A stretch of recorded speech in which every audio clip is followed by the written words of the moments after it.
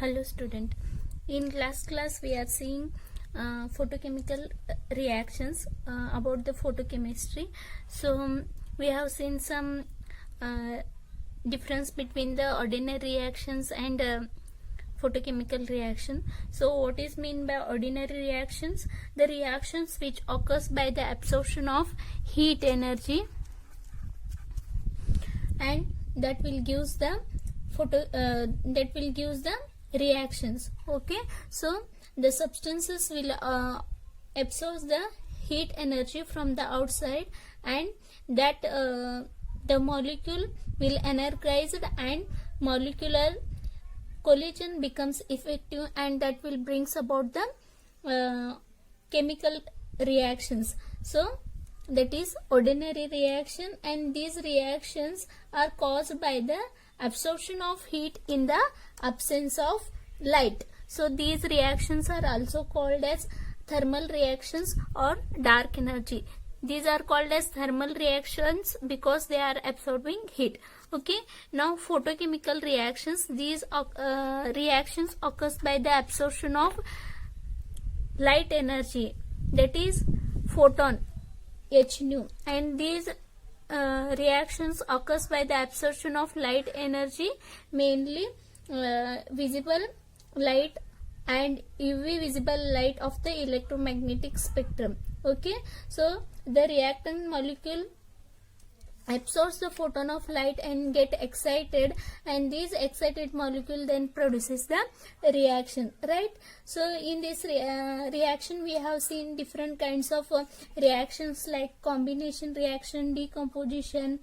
For so here we can give the different examples also: polymerization, isomeric change, then hydrolysis, oxidation, reductions. Okay, different types of photochemical reactions takes place in the by absorbing photon, or we can say the light energy. So what is mean by photochemistry? So photochemistry, it is a branch of chemistry which deals with the absorption of the, or we can say the study of the photochemical reaction. It is called as photochemistry. It is a branch of chemistry that deals with the study of photochemical reaction, is called as photochemistry. Okay, then we have seen the different terms which are involved in the photochemistry also. That is quanta, that means photon, that is h nu. We have seen E equal to h nu, that is Einstein law, or where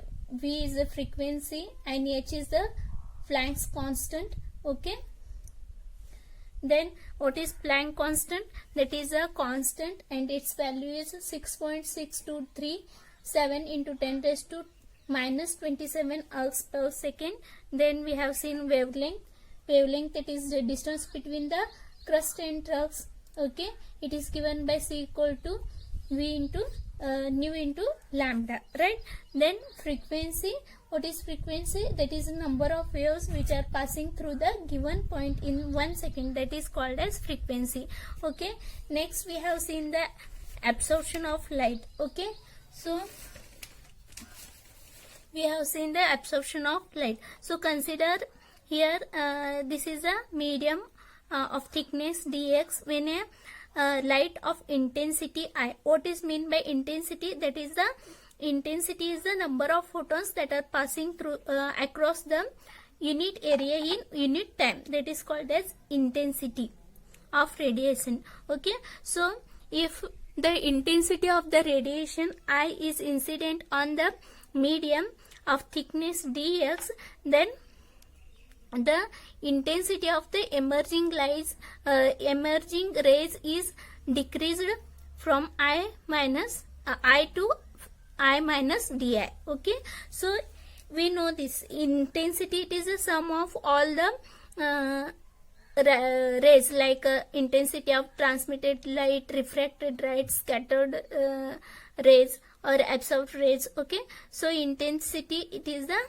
sum of transmitted light, reflected light, scattered light and absorbed light. Okay, so when a beam of light is incident on a medium of thickness dx, then the emerging ray will have the intensity I minus di, right? So this we have seen in the last class, and we have seen the laws of absorption of light. Okay, there are three kinds of laws, that is Lambert's law, Beer's law and Beer-Lambert's law. Okay, so in last class we have seen this Lambert's law also. Okay, so why we have studied this laws of light, what it will gives, this particularly Beer-Lambert's law will give the relation between the extent of light absorbed and the thickness of the absorbing material in the case of pure substance. Okay, and remember this Lambert's law is applicable for only solid states. Okay, this law will give them or it will correlate the amount of light absorbed with the depth of absorbing material. Okay, so this is Lambert's law. What it says that when a monochromatic light is passed through a transparent medium, the rate of decrease in intensity with the thickness of medium is proportional to the intensity of incident light. What it means? Suppose it is a medium and it has a thickness dx, then we are incidenting a ray of monochromatic beam of light of intensity I. Okay, then when a beam of monochromatic light is passed through this transparent medium, the rate of decrease in intensity with the thickness of the medium is directly proportional to the intensity of incident light. Okay, so here di is the decrease in intensity of the light and dx is the thickness of the medium. Okay, then the decrease, negative sign shows the decrease in intensity, then decrease in intensity of the incident light with the thickness of the material.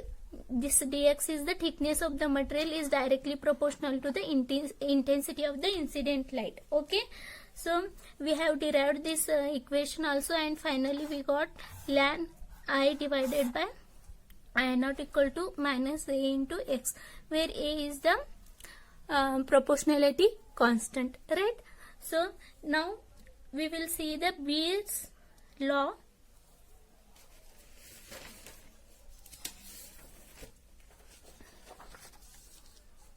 Okay, so this Beer's law is applicable for solution and gases. Okay, it is applicable for solution and gases, and this law is extension of Lambert's law as put forward by Beer in 1852. Okay, this law was given by Beer's law in 1852. Okay, and it is an extension of Lambert's law. It is applicable for solution, like we can say here dissolved solid in transparent solvent. Here dissolved solid in transparent solid, and it is applicable for gases also, right? So thus we can say here the absorbing substance is present in the solution. We have solution, and here we are dissolving solute in the solvent, so the absorbing substance is present in the solution. What it will say? Beer's law. When a monochromatic beam of light is passed through a transparent medium, the rate of decrease in intensity of light with the concentration of the solution is directly proportional to the intensity of incident light. Okay, so this is the statement. Consider this is a medium of thickness dx. So here we are using solution, so instead of thickness we have to see the concentration. We have to take here concentration of the solution. Okay, so when a monochromatic beam of light is passed through a transparent medium, the rate of decrease in intensity of the light with the concentration of the solution is directly proportional to the intensity of incident light. Okay, so this is given by minus di upon dc, which is directly proportional to the intensity of incident light, where I is the intensity of the incident light and here di is the decrease in intensity of light and dc is the concentration of the solution. Okay, so suppose we are incidentting the light of intensity I.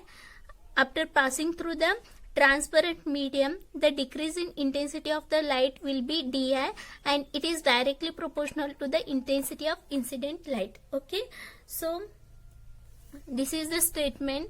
So if you remove this proportionality sign, what we will get? Minus di upon dc, that is equal to b into I. Okay, where b is the proportionality sign. Okay, now rearrange this equation. Now rearrange the equation. You will get minus di upon I equal to b into dc. Okay, take I term one side, then integrate this equation between the limits I0 to I and 0 to c. Okay, so you will get this equation. Okay, so integration of 1 upon I is ln I equal to integration of dc is c. Okay, now you have to substitute these limits into this equation and multiply with the negative sign. You will get ln I minus ln I0 equal to minus b into c. Okay, here you have to use this property, that is ln a minus ln b equal to ln a upon b. Okay, so you will get ln I divided by I0 equal to minus b into c. This is the required equation. Okay, so this is the mathematical expression for the Beer's law. Okay, now we have to see Beer-Lambert's law. Okay,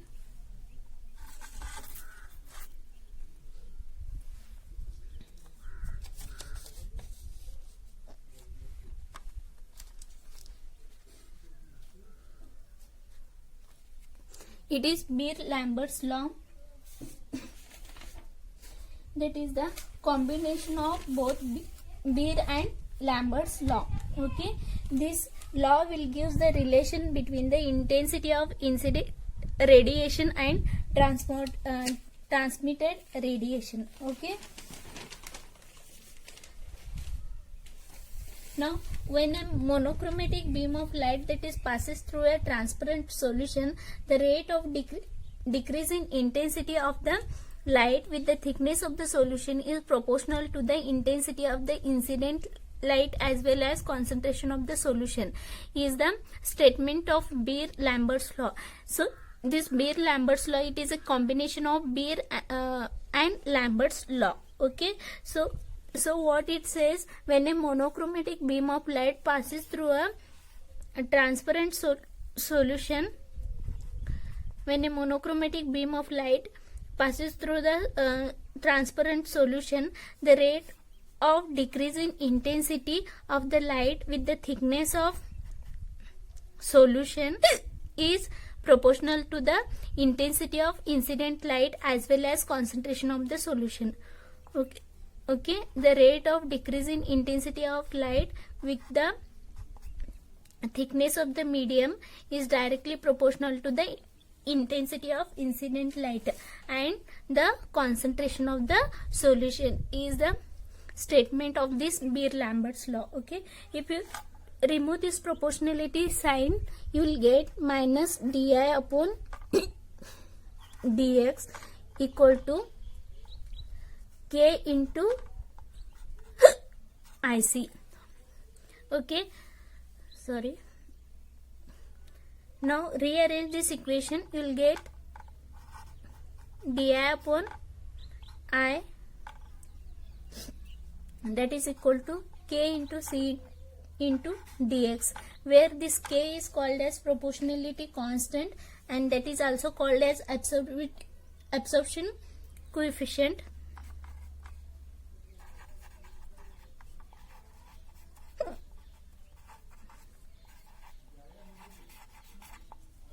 Okay, and now integrate this equation between the limits I0 to I and 0 to x. Integrate this equation between the limits I0 to I and 0 to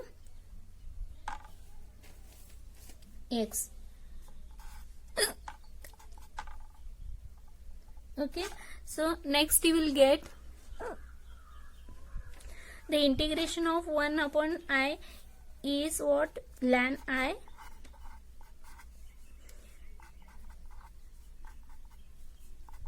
and here k and c are the constants, so I will keep this outside, and the integration of dx is x between the limits 0 to x. Now substitute these limits into this equation and multiply with the negative sign. You will get ln of I minus ln of I0, multiply with the negative sign, minus kc, first upper limit then minus lower limit.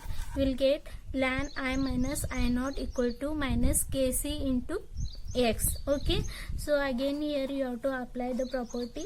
You will get ln I divided by I0 equal to minus kc x. Okay, now this ln I upon I0 is also called as optical density. So substitute here optical density equal to minus kc into x. Okay, so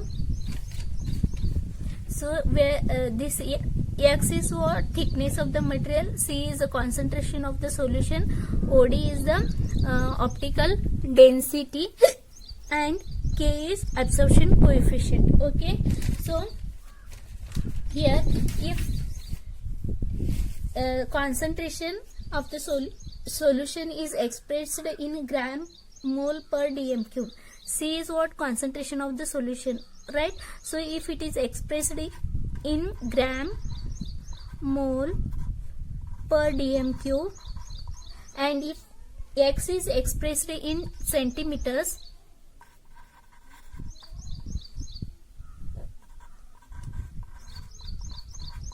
then k is replaced by epsilon, where this epsilon is called as the molar absorption coefficient or molar absorptivity or molar extension coefficient or molar absorbance index.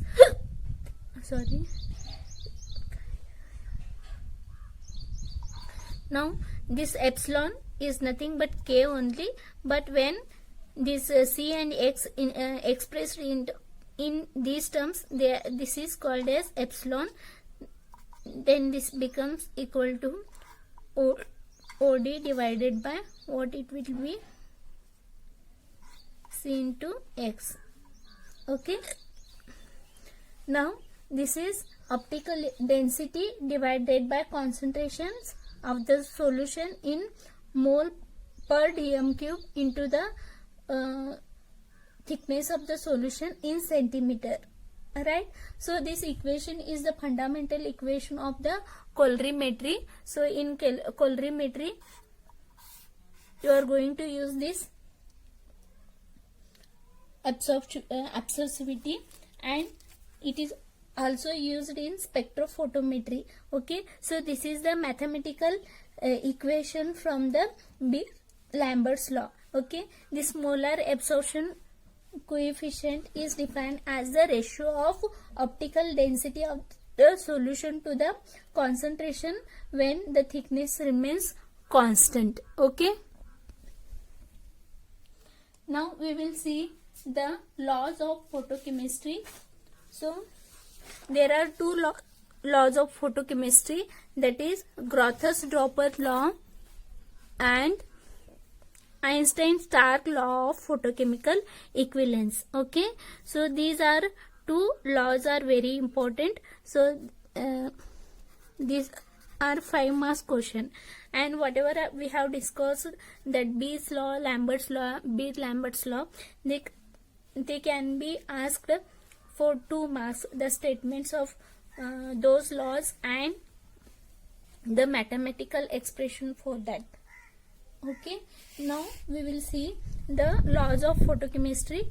First law is Groters-Dropper law. Okay, so photochemistry is what? This study of interaction of lights and chemicals. Okay, and the organic photochemistry, that is a branch of organic chemistry that studies the light induced chemical reaction of the organic compounds. Okay, so mainly we know that here mainly photochemistry is due to the absorption of light energy. So there is a absorption of light and reaction is going to take place. So there must be interaction between the lights and chemicals.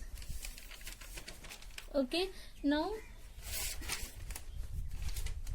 this Groters-Dropper law, it is also called as principle of photochemical activation. It is also called as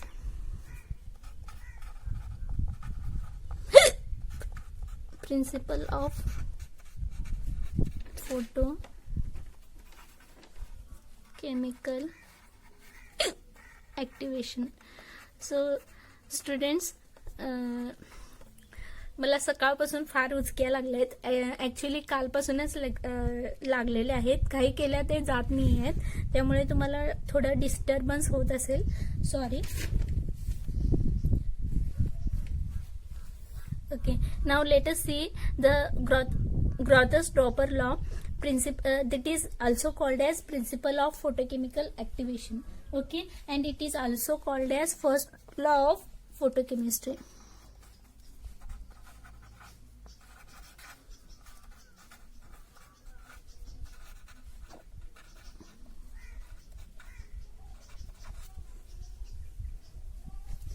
Okay, and this law was first discovered by Groters, and it is this law is discovered by Groters in 1818, and later it was rediscovered by Dropper in 1839. Hence this law is called as Groters-Dropper law. Okay, so photochemical reaction occurs by the absorption of radiation. Thus, there must be relation between the chemical reaction and the light absorbed, and that relation is given by this Groters-Dropper law. Okay, according to this law, the statement is only those rays of light which are absorbed by the substance can bring about any change, either physical or chemical, but the reflected and transmitted light produces no such change. What it means? Okay, we know the photochemical reactions are occurred by the absorption of light radiation, and only absorbed light radiation will bring about the photochemical reaction, and the reflected and transmitted light produces no such change. Okay, we know that when a beam of monochromatic light is passes through the substance, then some part of the light will be absorbed, right? And this absorbed light radiation only gives the photochemical radiation, photochemical reactions. Photochemical, and the reflected, transmitted light, scattered light will not give any such photochemical reaction. The meaning of this statement is like this: only those rays of light which are absorbed by the substance. So when a beam of light is incident on the material, the absorbed rays of light will brings about the photochemical reaction, that may be physical or chemical, but the reflected, transmitted or scattered light will not give any photochemical reactions. Okay, So now further see here, although the photochemical reaction can result only from the absorption of light radiation, it does not follow the all absorbed light effect chemically. It means all the absorbed light energy will not give the photochemical reaction. Only some part of the absorbed light will give the photochemical reaction. When a light is passed through a reacting system, suppose this is a reacting system. This is what? Reacting system. When a light is passed through a reacting system, the particular wavelength is absorbed by the system. Particular wavelength is absorbed by the system and remaining wavelength are given out. Okay, only particular wavelength will be absorbed by the system and remaining wavelength again it will be given out. Okay, if the conditions are favorable, then reactant reacts, otherwise the absorbed energy may be converted into heat and some may be re-emitted as a light of same or different frequency. Okay, so understood this? Okay, so here we know that one thing, the photochemical reaction occurs only by the absorbed light of radiation. Okay, and the reflected and transmitted light will not give any photochemical reaction. Okay, then again from this absorbed light also only particular wavelength that will causes the reaction and remaining wavelength of the light that will be converted into heat or that may be emitted as the light of same or different frequency. This law is based purely on the quantitative fact, but it gives no idea of the relation between the light absorbed and the molecules undergoing the chemical reactions. Means it will not give them relation between the how much light is absorbed,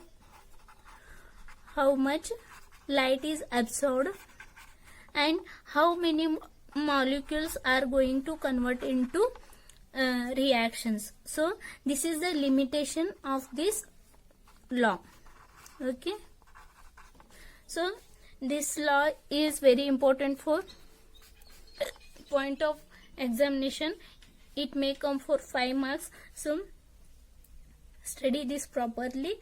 So what it will it is called as this Grother's law is called as principle of photochemical activation, and it is also called as first law of photochemistry. Okay, this law is given by Grother at the first time in 1818, and later it was given by